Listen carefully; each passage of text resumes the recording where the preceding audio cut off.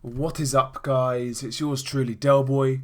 Hope you guys are doing well. So Deontay Wilder sends Dominic Breazeale's head into row Z with a beautiful right hand one punch knockout. It was a vintage Deontay Wilder finish, and the fight ended in one round. Dominic Breazeale got knocked out in the first, and all in all, you've got to say, a rather impressive performance by Deontay Wilder.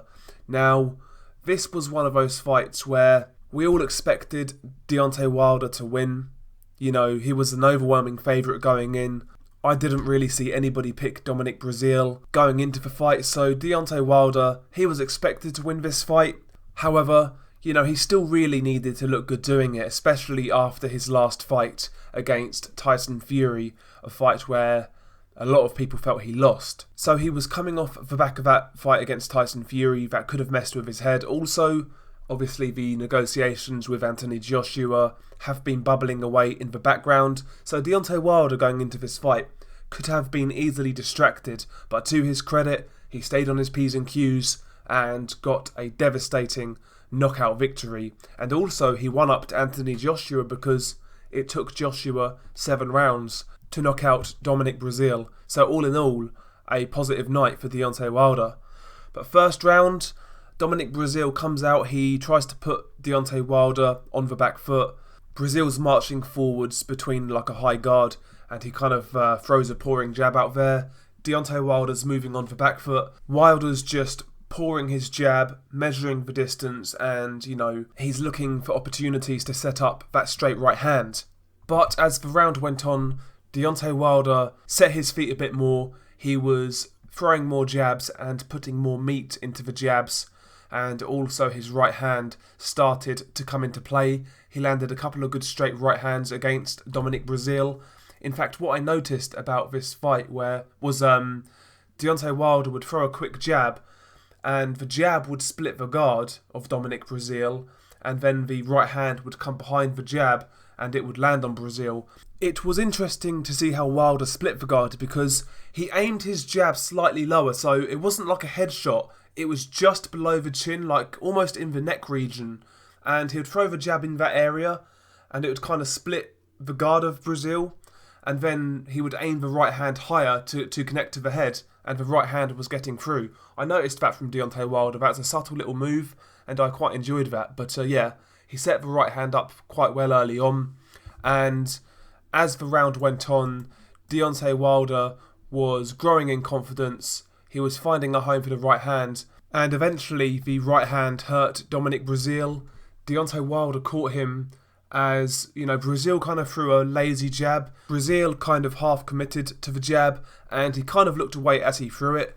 And, you know, Deontay Wilder countered the jab with a right hand. That right hand hurt Dominic Breazeale, and naturally Deontay Wilder smelt blood.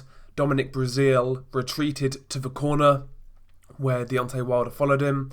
Wilder trying to keep his composure, looking for big shots to finish the fight. He kept his shape a lot better when Dominic Breazeale was hurt. He was actually windmilling a bit less in this instance, because when Wilder has guys hurt historically, you know, the guy kind of really opens up and windmills. But in this fight, he kept his shape a lot better. But nevertheless, he was still very aggressive. He was still open.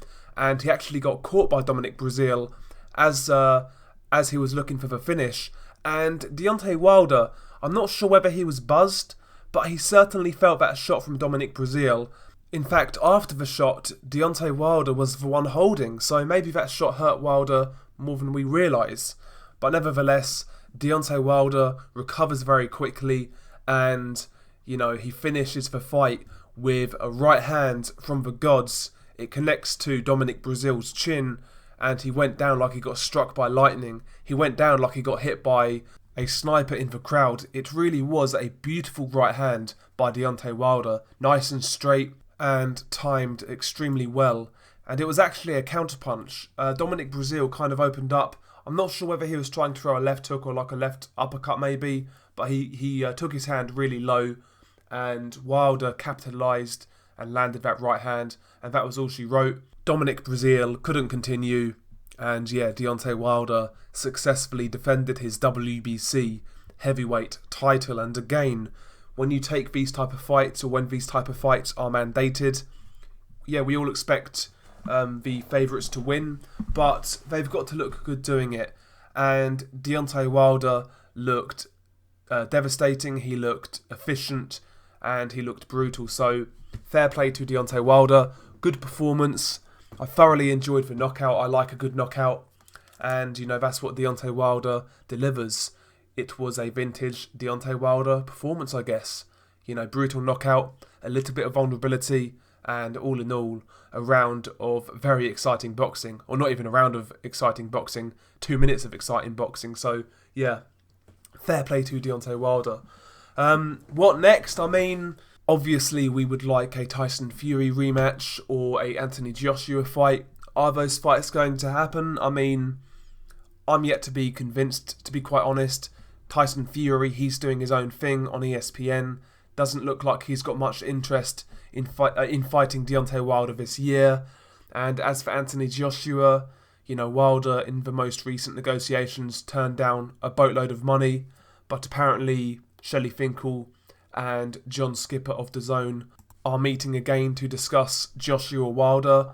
Listen, man, obviously I will hope it comes off. I hope an agreement can be reached, but I'm not holding my breath, if I'm being completely honest. The heavyweights this year, for the most part, have really let us down in terms of giving us the fights we want. And yeah, ultimately, I'm just not going to hold my breath. Who do I expect Deontay Wilder to fight next? I mean, I wouldn't be surprised if we see a rematch with Luis Ortiz. From an outsider looking in, it looks like Luis Ortiz was kept for Deontay Wilder to rematch, because obviously Team Ortiz turned down the opportunity to fight Anthony Joshua, and maybe now as a result he's going to get a second shot at Deontay Wilder, because from the PBC perspective, or from Al Heyman's point of view, you can't really advise a guy to turn down a career high payday and then have nothing in the offings for him. They've got plans for Luis Ortiz, and I'm sure that's in a rematch with Deontay Wilder. I mean, is that the worst fight in the world? No.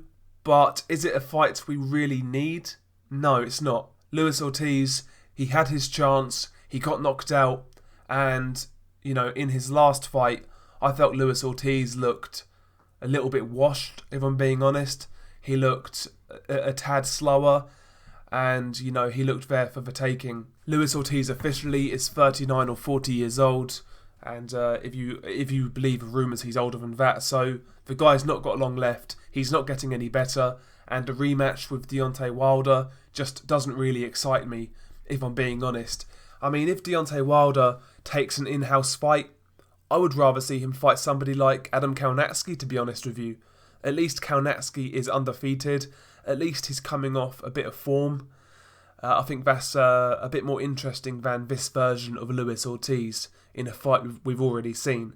But that's just my opinion. All in all, a really good performance from Deontay Wilder. Again, like I said earlier, I enjoy brutal knockouts, and Deontay Wilder delivers that. So, I'm going to give Deontay Wilder his props.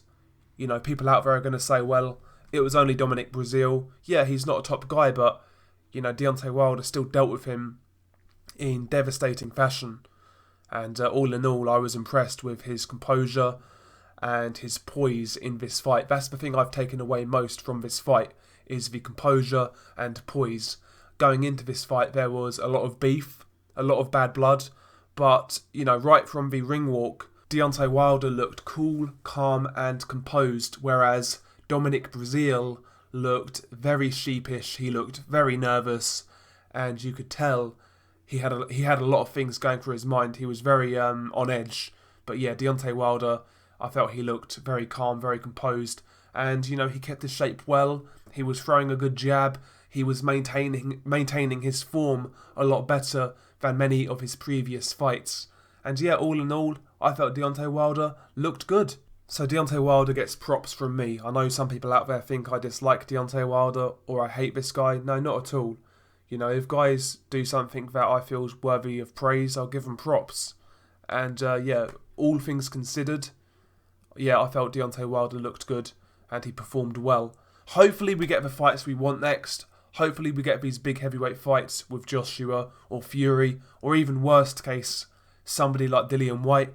But I'm not holding my breath. You know, these guys need to come together and really pull their fingers out to give us the fights we deserve as fans. But yeah, share your thoughts below. Peace.